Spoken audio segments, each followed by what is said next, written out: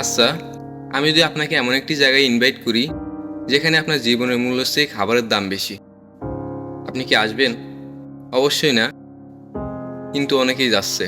আমরা সবাই জানি 2024 সালে বেইলি রোডে কাচ্চিবাইতে আগুন লেগে 46 জন মানুষ মারা গেছে, কিন্তু কিভাবে মারা গেছে সেটা কিন্তু আমরা কেউই জানি না। এই 2026 সালে এসে গতকাল প্রথম আলো একটি নিউজ প্রকাশ করে, যেখানে বলা হয়েছে যখন কাচ্চিবাইতে আগুন লাগে তখন কাচ্চিবাই কর্তৃপক্ষ বাইরে থেকে তালা দিয়ে দেয়, যাতে করে কাস্টমার বিল না দিয়ে বাইরে যেতে না পারে। এতে করে 3 জন মানুষ আগুনে পুড়ে মারা যায় আর 43 জন মানুষ শ্বাসরুদ্ধ হয়ে মারা যায়। ভাবেন, মানে ওদের কাছে জীবনের চেয়ে খাবারের বিলের মূল্য বেশি।